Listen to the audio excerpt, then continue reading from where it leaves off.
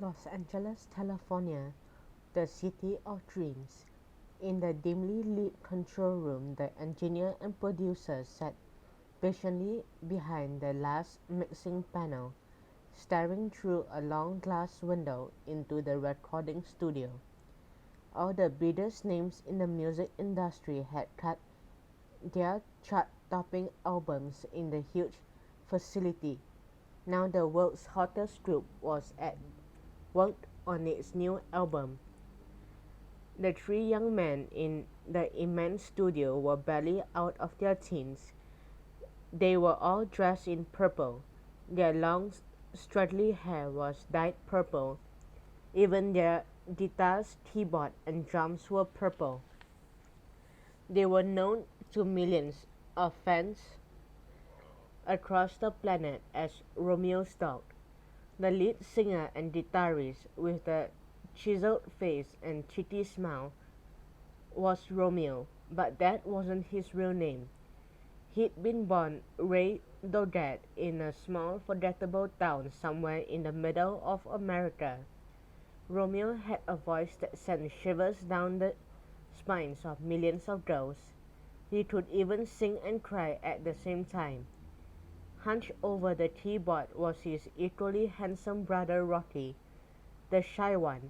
Rocky was famous for never saying much to anyone, but he sang perfect harmonies with his brother, just like they used to do in their bedroom at home long before they were stars.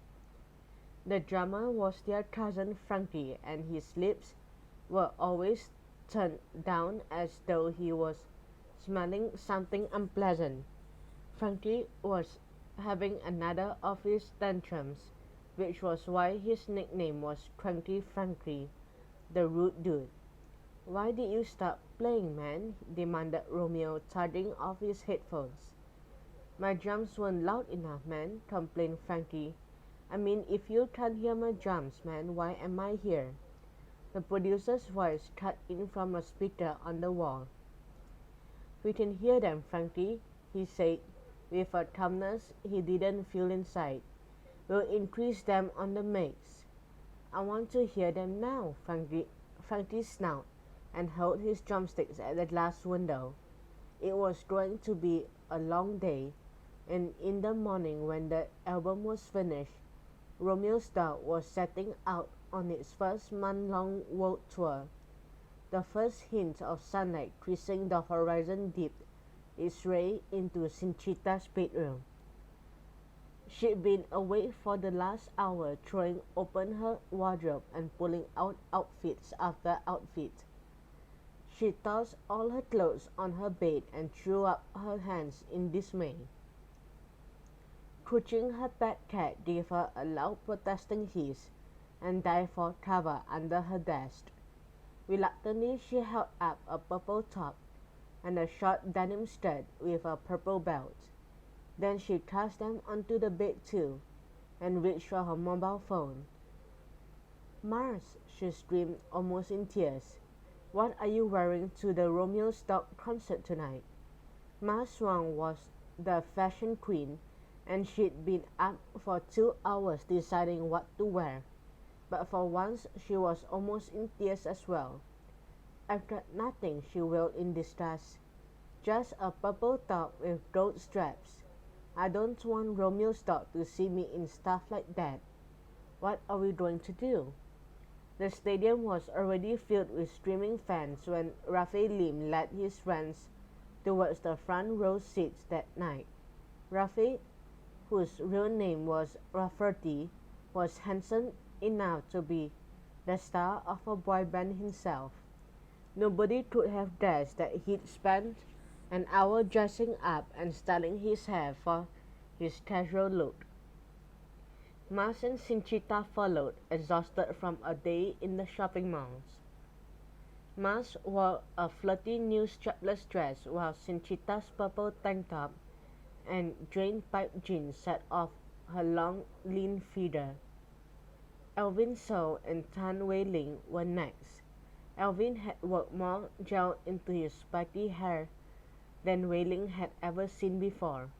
His hair was always cut very short at the side, which seemed to make his ears stick out, and because his hair sprouted up from the top of his head, he looked a bit like a carrot.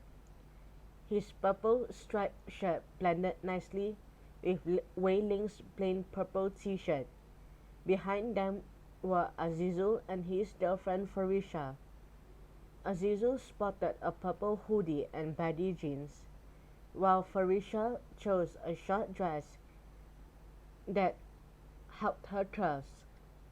Her white eyes flashed and her face was sprinkled with those sparkles. After an hour with the screaming of the fans growing louder and wilder, Elvin checked his watch. "They're so late," he grumbled. Rafi grinned. "Pop stars are always late. The bigger they are, the later they are." Minutes later, with the audience chanting, "Romeo's dog, Romeo's dog," the lights dimmed and a man ran out on the stage. He was sweating profusely as he scooped up a microphone. "Can I have your attention, please?" he asked, repeating the question until the screams had died away. "We are very sorry to tell you that the concert has been cancelled. Romeo has disappeared. The police have been called, so please remain in your seats until they have searched the stadium." A stunned silence filled the huge hall. Then, like a tidal wave noise, thousands of fans began crying, howling, screaming, and shouting. Elvin sat back in his seat, his mouth hanging open, his mind racing. Suddenly he leapt to his feet. "Come on, everyone," he called. "This could be our greatest taste ever. Let's find Romeo."